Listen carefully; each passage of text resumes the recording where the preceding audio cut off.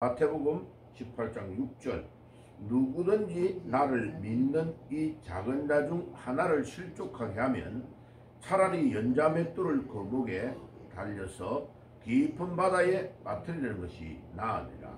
실족해 하는 일들이 있음으로 말미암아 세상에 화가 있도다. 실족해 하는 일이 없을 수는 없으나 실족하게 하는 그 사람에게는 화가 있도다. 아멘. 자, 1절에서 5절까지 읽었던 내용 어저께 이제 말씀을 드렸어요.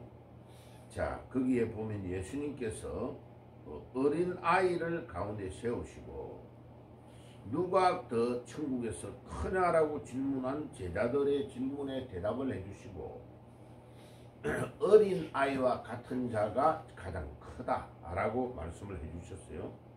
그리고 어린 아이처럼 자기를 낮추고 겸손한 자가 큰 자다.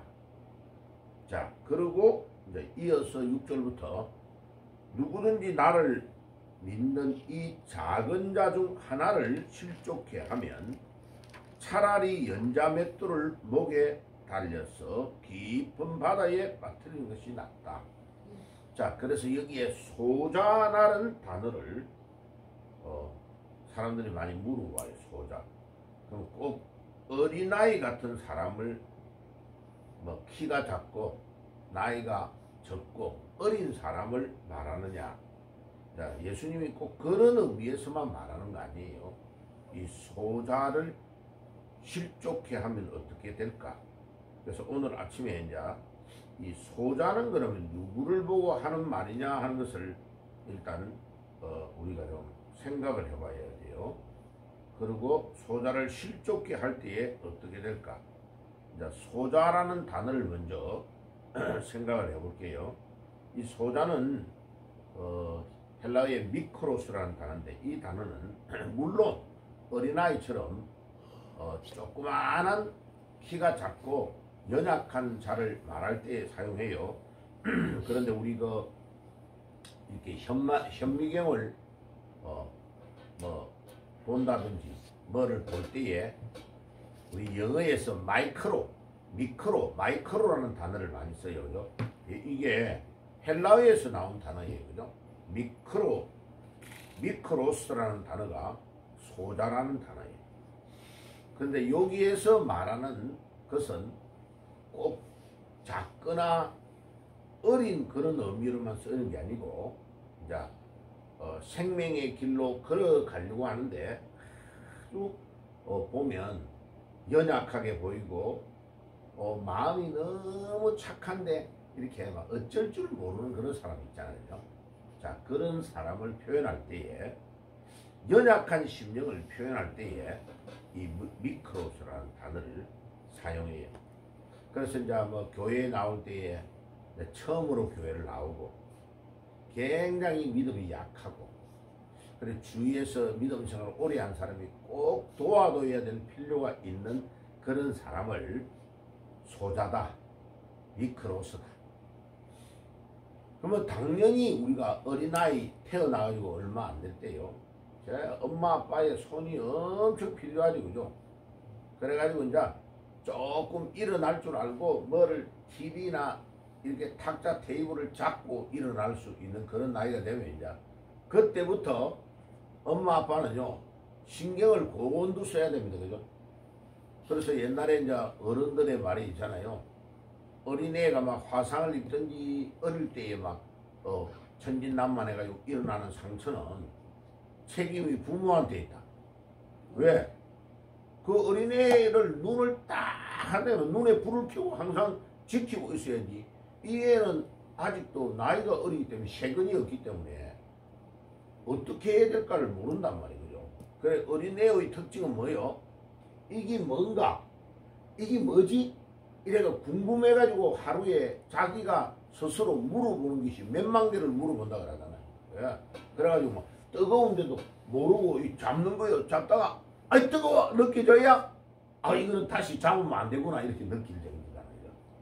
그래서 어릴 때 화상을 입는 경우도 많고 어릴 때의 흉터가 날 때가 굉장히 많아요. 왜? 엄마가 잠깐만 그냥 눈을 다른 데로 떠버리면요. 큰일 나는 일이 일어나. 예를 들면 아파트 10층에 살고 있는데 베란다에 있는 문을 잘못 열어놨다가 애가 그냥 그쪽으로 쏙 그 좁은 구멍으로 그냥 떨어져 버리는 경우. 그래가지고 애가 죽어요. 잠깐만 방심하는 사이에 애의 생명이 왔다 갔다 하는 그런 대상을 누구라고 하느냐? 소자다. 미크로스다. 우리 믿음도 마찬가지요. 교회에서 막 엄청난 보호가 필요하고 잠깐만 이 사람을 돌보지 않으면 믿음이 연약해가지고 상대방이 하는 말에 상처를 입고 너무나 실망해가지고 큰 일이 일어날 수 있는 대상을 뭐라고 한다? 소자다. 그래 이 소자 하나를 실족게 하는 자는 뭐가 있다고요? 화가 있다. 화가 있다. 그래서 우리가 엄청 하나님의 교회의 공동체를 섬길 때에 조심해야 된다. 조심해야 된다. 완전 세밀하게 조심하면서 하나하나를 우리가 믿음으로 깨달아 가야 된다 하는 것을 알 수 있습니다. 자, 그래서 이 오늘 본문의 6절에 누구든지 나를 믿는 이 작은 자 중 하나를 실족해 하면 차라리 연자맷돌을 목에 달려서 깊은 바다에 빠뜨리는 것이 나으니라. 자, 그래서 오늘 우리 제목이 뭐요? 소자를 실족해 하면 어떤 일이 일어나느냐? 소자 한 명을 이런 연약한 자를 실족해 하면 이게 큰 하나님 앞에서 연자맷돌이 뭐예요? 연자맷돌? 예, 우리 젊은 사람들은 연자맷돌 잘 모르죠, 그죠? 연자맷돌이 옛날에 요즘같이 뭐 믹서기 이런 게 어디 있었어요? 예, 연자맷돌이 어마어마한 돌멩이 이렇게 이 돌멩이 산에서 돌멩이를 주워 와가지고요. 그거를 막 맨날 며칠을 진 가지고 어른들이 파가지고 돌멩이를 둥글게 만들어요. 원석을. 그래가 그거를 이렇게 돌리게 만들어 놓고 더 큰 거는요. 옛날에 이제 저 벼나 보리 같은 거를 이렇게 가지고 와가지고 방앗간이 제대로 존재하지 않았어요. 그때는. 그러니까 그 안에다가 돌멩이 안에다가 구멍을 뚫어가지고 거기에다가 곡식을 이제 엮는 거예요. 그러니까 이 맷돌을 빙빙 돌리면요. 그 구멍이 사이로 이제 벼가 밑으로 들어가서 빙빙 소가 저 사람의 힘으로 못 돌리니까 너무 크니까 소가 빙빙 메고 돌려요. 돌리면 그 맷돌에 이게 벼가 갈려가지고 껍질이 벗겨지면서 이제 나중에 그 껍질을 챙겨가지고 이렇게 하면요. 껍데기는 이제 바깥으로 나오고 남는 쌀 가지고 밥에 먹는 거죠. 옛날에 우리 어릴 때는 어머니가 이제 그렇게 해가지고 방앗간이 없었으니까 처음에는 그러다가 나중에 이제 이 방앗간이요 전기가 발명되면서 이제 이 방앗간이 들어옵니다, 그죠? 예. 그래가지고 우리 친구 집이 방앗간을 했는데 이 방앗간은 그때 당시에 엄청 부자였어요. 예. 저 벼를 한 몇 마를 이렇게 저 돌려주면 거기에 해당하는 거를 얼마를 딱 받거든. 받아가지고 나중에 그걸 팔아서 자기들은 돈을 남겨 먹는단 말이에요.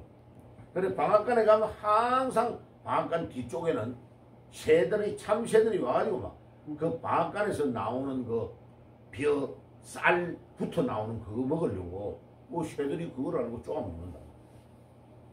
자, 그런데 그때에 그 돌멩이 큰 거 돌아가는 거 그거를 연자맷돌이라 해. 그러니까 소자 한 명을 실족해 한 자는 어떻게 한다고요? 그 연자맷돌을 목에 달아가지고 그 실족해 한 사람을 바다에 빠뜨린단 말은 그 사람이 물에 들어가서 죽도록 만들겠다 이 말이에요. 그러니까 한 명을 실족하는 것이 얼마나 큰 잘못인가 하면서 우리에게 가르쳐 주는 거죠. 자, 그래서 소자를 실족해 하면 안 된다. 그래서 여기에 보면은 이제 우리가 뭐를 알 수 있냐면 실족해 하는 일이 일들이 있음으로 말미암아 세상에 화가 있도다. 실족하게 하는 일이 없을 수는 없으나 실족하게 하면 그 사람에게는 화가 있도다.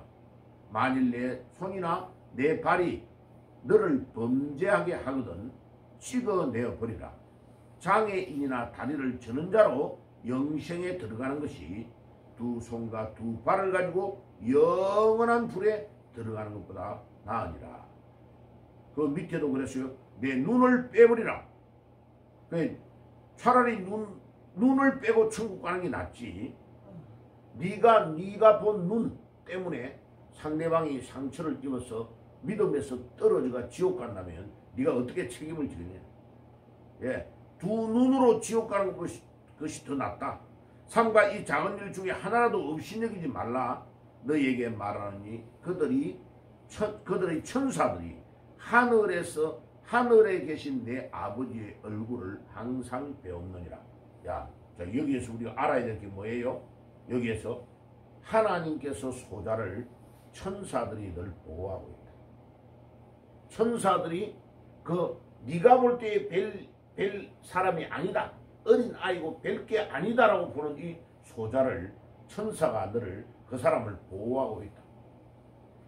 다른 말로 말하면 하나님이 얼마나 그 연약하고 그 소자로 보이는 그를 사랑하는지를 네가 알아야 된다. 하나님의 사랑의 대상자다. 그 말을 하고 있는 거예요. 그러니까 네가 그렇게 귀중하게 생각하고 사랑스럽게 생각하는 하나님의 자녀를 네가 실족했다면 연자 맷돌을 목에 달아서 바다에 빠뜨릴 정도로 네가 큰 과오를 행한 것이다. 와, 이거 보면요, 야, 이게 우리 어른들 또 우리 믿음 생활을 오래 한 사람에게 우리 주님께서 하신 경고가 엄청 크다 하는 것을 알 수 있어요. 그죠? 야, 이게 진짜 두렵고 떨림으로 서야 되겠다. 자, 하는 말씀을 우리가 깨닫게 됩니다. 자, 그래서 오늘은 이 소자에 대해서 우리가 생각해서, 그죠? 소자. 자, 그래서 믿음 생활을 할 때에 얼마나 겸손하게 우리가 한 명을 잘 대하고 잘 다루어야 하는가를 알 수 있습니다.